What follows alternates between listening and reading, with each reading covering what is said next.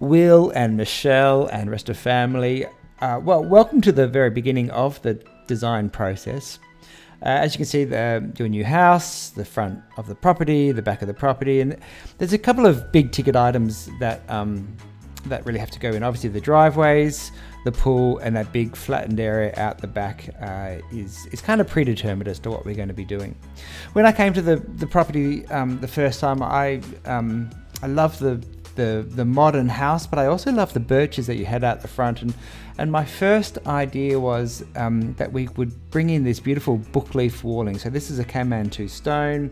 We would then wind a pathway through the front entrance here, and then up towards the front door. So instead of it being a straight symmetrical line to the front door, turn it into a little bit of a journey.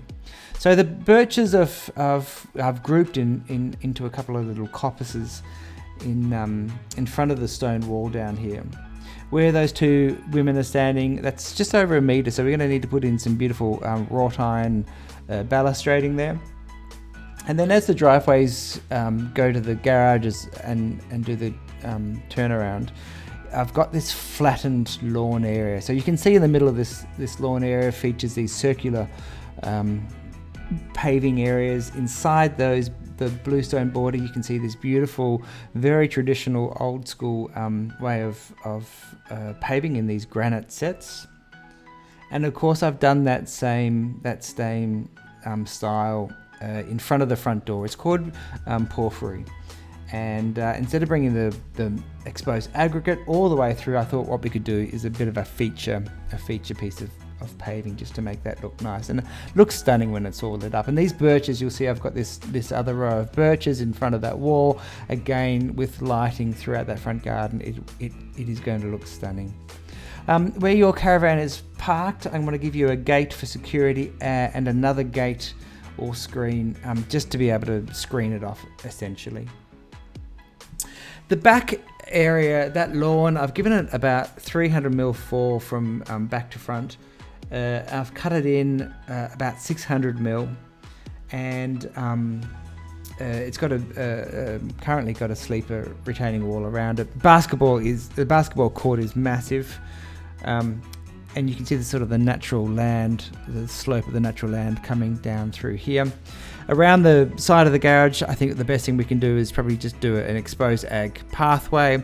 I have since redrawn this design. I've given you more lawn space in front of that area there. And in this corner, I want to do a fire pit. And I really like doing these fire pits I have a combination of fixed seating and the ability to bring in some seats or just leave them there. These are just teak outdoor seats. They can stay outside, but it's really nice. I think they're just far more comfortable to sit around on a chair with a back and arms, as opposed to sitting on a brick wall. The retaining wall that divides the two levels, I've split it into two heights. It was just going to be too high and really too in your face if it was going to be one retaining wall. So the first retaining wall is about 1.2 meters. The second retaining wall is about half a meter. And you can see there, obviously I've really tried to soften it down with planting on both levels. Now, the alfresco and the alfresco levels and the paving in between and the pool paving, I want that all to be one level. If you go and put steps in there, I think it'll really kill the space. You can see this is going to be a concrete reinforced block wall. It's clad at the base, with the plinth of that is just done in a cladding. It's a stone, and then there's a band of render on top, and then a capping piece of the paving on top of that. The pool is 8 meters by 4 meters.